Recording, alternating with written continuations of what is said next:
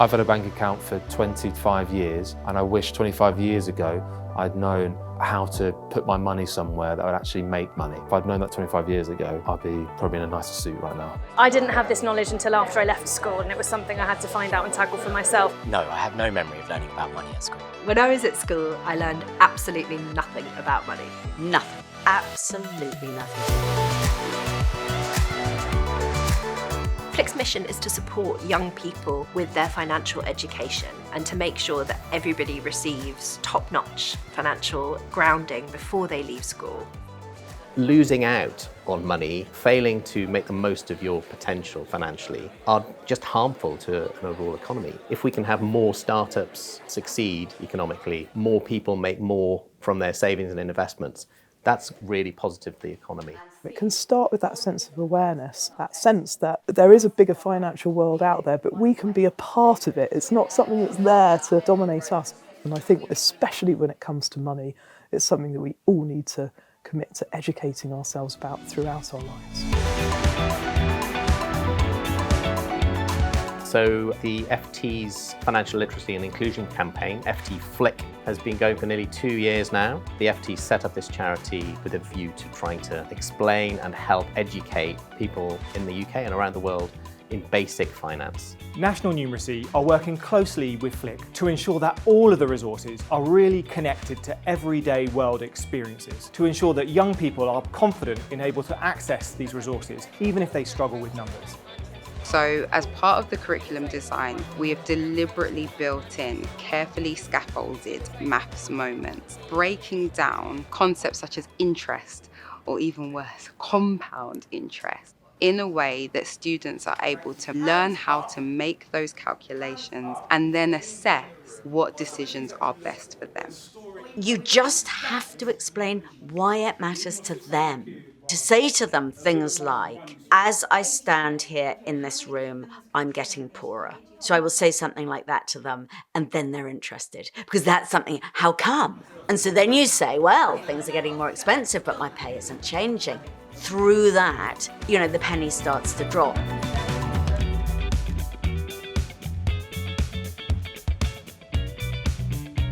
We give students the information that they need when they need it. They learn about opening bank accounts when they first become eligible to do so. They learn about their first payslip when they're first able to get a job. We give them student finance information just in time for when they're making those really critical life decisions about what to do after school. We don't sell them pipe dreams about home ownership. We don't teach them abstinence only when it comes to new digital assets. We're really speaking to their financial realities.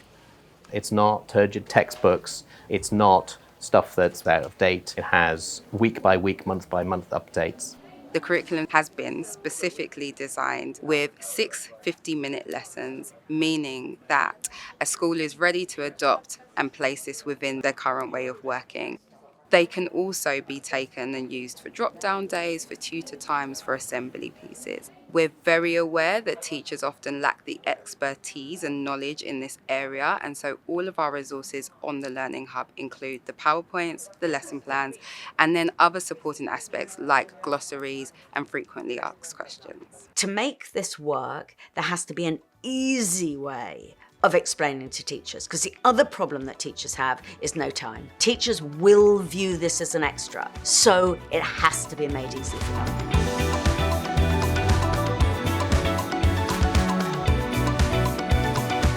A lot of students are learning on TikTok.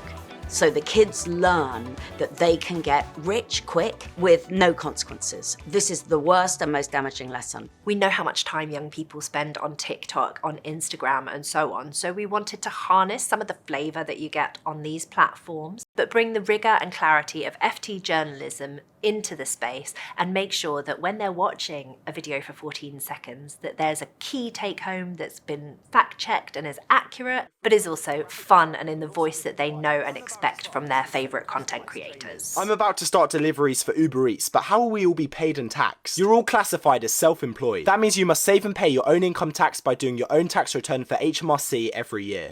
Poku, you're looking drippy. Tell me how much this costs. This iPhone cost me 59p today, these AirPods cost me 43p today. To decide whether an item's worth buying or not is by finding out the cost per use.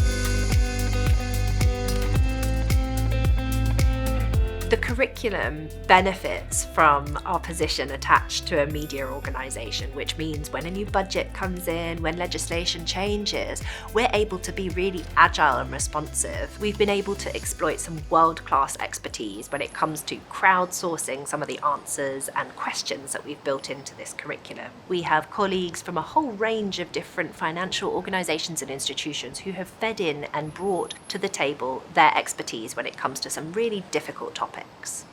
As a journalist, it was really fascinating to be asked, what would you tell a class full of 16-year-olds or 17-year-olds about what they need to know about crypto? It's a totally different question from the type of question that we normally answer as journalists. I've been helping Flick with some of the work on NFTs, which are non-fungible tokens, part of the crypto craze, which have become extremely popular, although the actual value of these items is questionable.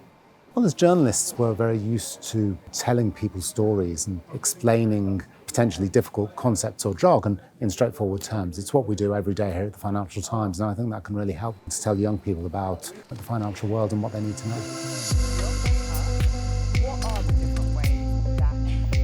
What's been really useful as part of the design process for this curriculum is our work with the PSHE Association. Not only has this quality assured the lessons that we're providing for teachers, but it's also been a really informative process in ensuring that the content within the lessons is sensitive and inclusive. PSHE, or Personal, Social, Health and Economic Education, is the school subject which covers some of the most pressing issues in children and young people's lives, teaching about health, relationships, financial capability and careers. So whilst relationship, sex and health education are now statutory parts of the school curriculum, this vital economic part of PSHE remains optional, which means many teachers aren't able to prioritise it. And as young people are increasingly faced with a broader array of difficult decisions to make, PSHE is the subject that can help them make those decisions.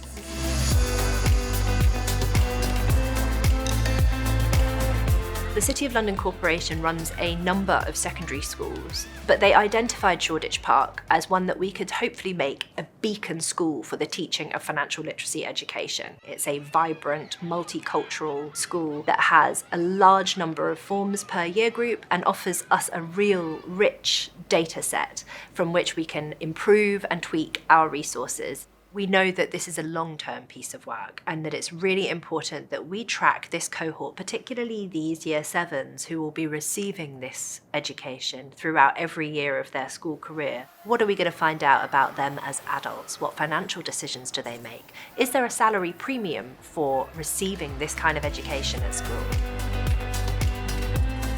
There is a huge amount of support for this, a huge amount of frustration that we haven't tackled it as a country before. We've got to attack this in a different way, and I think the work around teaching the teachers is an absolutely critical building block.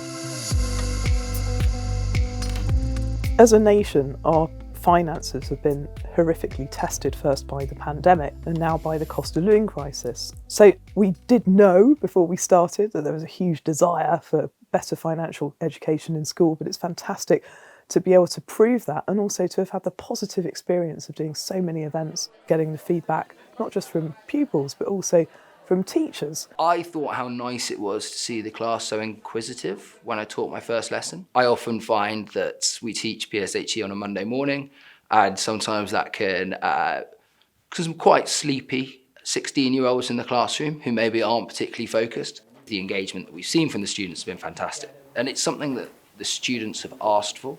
So applying for a mortgage, how that all works, knowing about my credit score, knowing about my realistic take-home pay, understanding when I've been overtaxed. That is a difficult thing to work out on your payslip.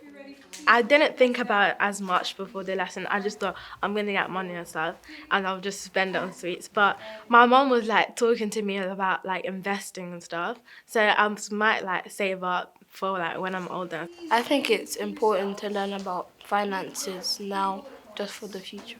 It just teaches me how to budget more so I can afford this stuff. Maybe when I'm older, I'll probably save some of it and donate some to charity.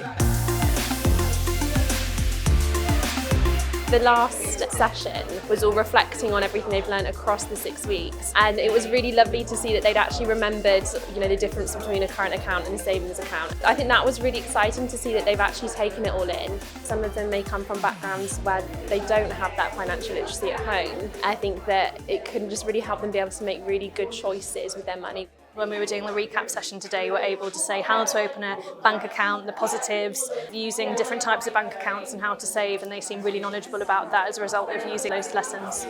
Without Flick's help in creating the resources, I wouldn't have been confident at all teaching financial literacy. I would have had to plan it myself, and I think I wouldn't have done it justice. The resources definitely made it easier to deliver the content. The booklets were really, really helpful, so the kids just had something to write in straight away, so you get straight into any of the activities without any delay. We're really delighted that 100% of the teachers we've worked with have said that they would recommend these resources to their colleagues at another school. 81% of them said that the resources were appropriately pitched for the abilities of their students. Year 11s have improved their knowledge by 38%. Their confidence in financial literacy is increased by 20%. Lastly, we found that their intended appropriate behaviour also improved by 20%. We were also able, and I'm particularly proud of this one, to improve the confidence of girls versus boys in the classroom by some 26% versus 17%. Without financial literacy, we're not supporting the students to the best of our ability. And I think that's a really important step that Flick has helped us do, and that hopefully will help us continue to do in the future.